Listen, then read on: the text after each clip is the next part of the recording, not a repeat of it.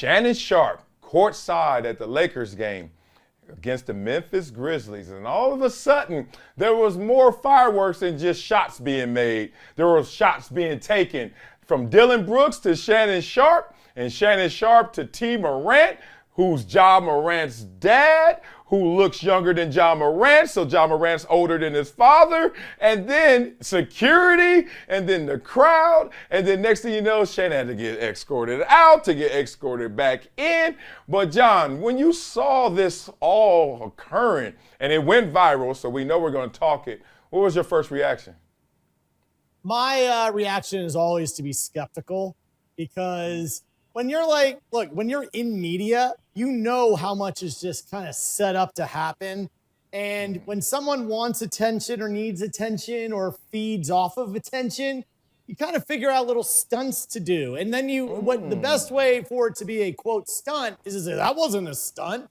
Oh my God, that wasn't a stunt. But everybody's now talking about the fact that it wasn't a stunt. That's the stunt. So, and what's interesting to me is, let's just do the math. Listen, I don't know Shannon Sharpe well. I've only met him in passing a few times at parties. You know him much better than I do. He is a showman. I mean, he's a showman on the field. He's a showman on TV. He is brilliant. He's super smart, just really, really well-versed in the art of getting attention. And that's not a pejorative. That's a compliment. Do we really think that Shannon Sharpe, with everything he has going on in his life and his career, especially professionally right now, is he actually going to throw a punch like on national TV at a sporting event? He's going to be like, you know what I'm going to do? I'm going to throw away my life now. Like, that's not happening. So this whole like, let's break him up. Let's get in the middle of it. He's not going to throw a punch anyways, dude. It's a publicity stunt. Yeah, it's interesting. I went to the same place initially. Look, it was premeditated for me because they've been talking about the Memphis Grizzlies for a minute, going back and forth. This is a team that hasn't accomplished anything, so why are they always chirping? Kind of was Shannon's line before, weeks ago, right? Then all of a sudden, it's Laker home game. Who's courtside? Uncle Shannon. And not only is he courtside for the Memphis Grizzlies games, but we're starting to see that engagement. LeBron hits a shot, and he says something to Dillon Brooks. Too small to guard LeBron. Duh. I think every NBA player ever probably falls in that category, even if you're bigger than LeBron. You just don't have the same girth. So then Dillon Brooks barks back, fuck you. Okay, now we got something here. You know, gas meets fire. We got something. But then that's when I was like, wait a minute, this can't be real. Really? Shannon's like, yo, bring the smoke right here. Courtside, seat 7. I'm right here. I want you, Dillon Brooks. And probably Dillon Brooks like, dog, like, are you serious? Like, you remember in, what was it? The movie they said, never go full retard. What was that movie? Yes. Tropic Thunder. That's what it was. He's like, you never go full, I want all the smoke. Like, not full all the smoke, because then somebody gonna pull your card. Steven Adams shows up. What's up, partner? Now, Steven Adams didn't want it all, because he's thinking, too, if I hit Shannon Sharpe, that ain't gonna be good for business, right? Yeah. But this security guard, he put him in a windmill real fast. I was like, you do not want to fight Aquaman. And then you see T. Morant show up, and I'm like, he don't want none of these problems. He just know that if his son sees that he didn't jump in for him, he ain't going to no more games, right? So I was like, this is just theatrics at its finest, though. It was something that I was like, it feels contrived, even though I know they're really heated in this moment. But they wanted this moment to happen. To me, is why it didn't feel so authentic. I got a question for you, Marcellus. What's the maddest you ever got at someone chirping at you on the field? Great point. The maddest, I would say, a Philly game when I got hit in the head with a snowball that was really just a D battery that was packed. It was a snowball packed with a D battery, and it hit me in the helmet pregame. Wow. Now I just was like, normal snowball. Then I was like, that kind of hurt. And then I was like, I live in Buffalo, so I know what a snowball should feel like. That ain't this. And I got a helmet on, look down. It was a Duracell just sitting there, little bunny doing this or something, right? And I was like, what the hell? This dude just gonna hit me with that. But I think from that moment, what I learned from this Shannon Sharpe experience is like, Shannon, you're a Hall of Famer. You're a beast. You've been on the field before and people have chirped and done all kind of things to you. Probably threw snowballs with batteries in them as well. When did you ever jump in the crowd? So why are you challenging Dylan Brooks and John Morant to come to the sideline? Like, you know they're not doing that because you never did that. And that's another layer where I was like, doesn't feel as real as it should be because Shannon knows better. So why is he calling the dogs to not bark and bite? I'll tell you what, about the only real scuffle that I remember is, remember when Rasheed Wallace was playing for the Pistons and he jumped into the crowd and was throwing haymakers? Like, that was real. Malice in the Palace? Yeah, that was real. That was real. That was real. That was not premeditated, I'm going to do a publicity stunt. That was a man losing his mind. Yes, that was real. What about you, John? Well, I digress. I'm about to hear some cupcake, Twinkie, Vienna story that you have never had a fight, never been mad. Please give me one. Listen, here's the God's honest truth.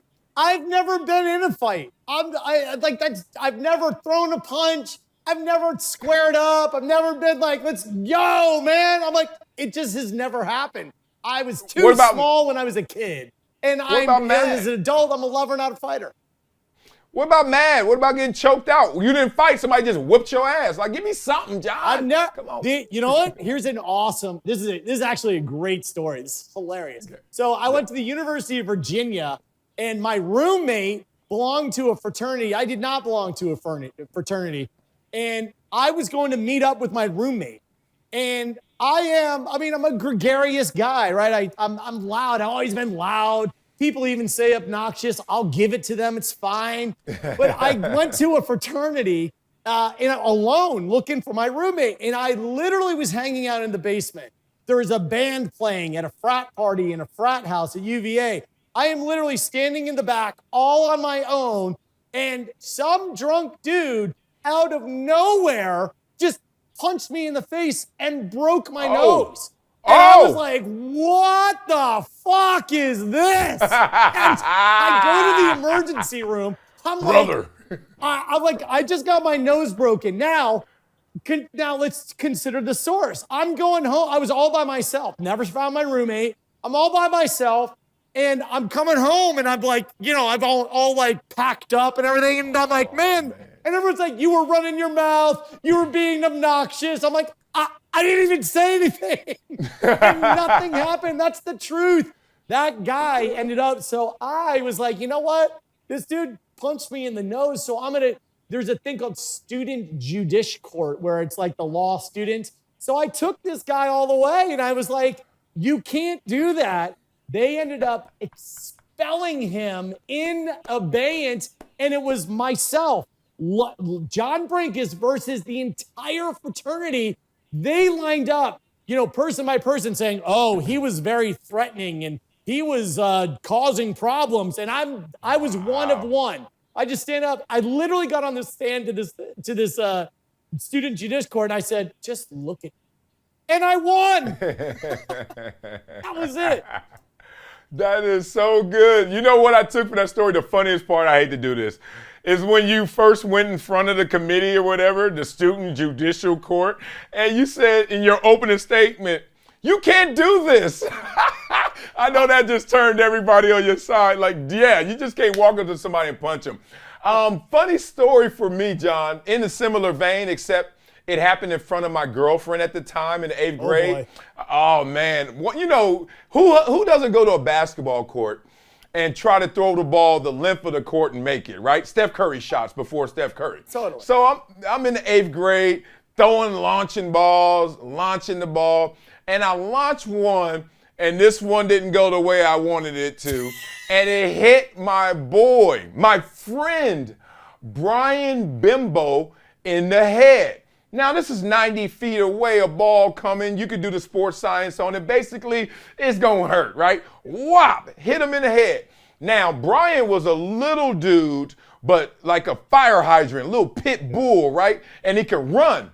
But no one I mean, and I say this humbly, no one in the country at that time could beat me running because I was the national champion in the 400. So good luck, you're going to try and catch me. So I'm running and jogging, looking back, laughing. He is breathing fire, coming.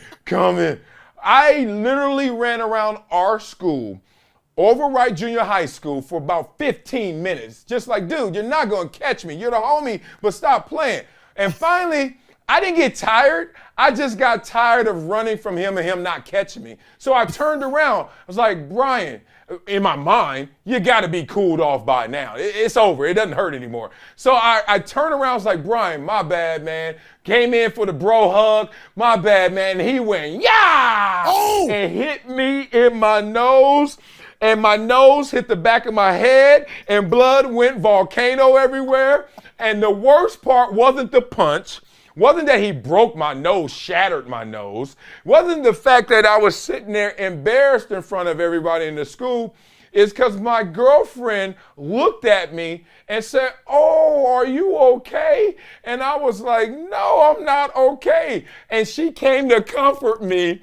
And it felt so bad. Like, not only did I just hit this dude with a ball, but this is the response. I think those are different levels. But he got my girlfriend, Davita Adams, in the white Guess jeans, getting blood on her because she's trying to take care of her boo-boo. And it just felt all bad in that moment, John. So, look, I don't know. Did it end there? Say it again? Did it end there, or did you retaliate? Oh, no, you know how it goes in school fights and street fights. Once you see blood, we declare a winner. I couldn't have won. Like, there's nothing I could have done to beat up Brian Bimbo in that moment because I look like tomato soup, you know? So in that moment, it was a wrap. And this is the funniest part. Went to the doctor, obviously, got my nose fixed, everything. He was like, you can go back to school in a few days. It took me 2.5 weeks, not to heal, but to feel enough. Like, my parents were really like, are you okay? I was like, I'm embarrassed. I can't go back to school. I'm not doing it. And Davita gonna look at me like I'm a punk. So it took me forever to do it, John. And I finally got the courage to do it. So it's funny just watching this Shannon story. Like you said, the end game wasn't going to be Brian Bimbo or Dylan Brooks punching him in the nose. It wasn't going to be the guy at UVA punching him in the nose or John Morant. So what really was this about? Yeah. It kind of looked a little silly in that moment.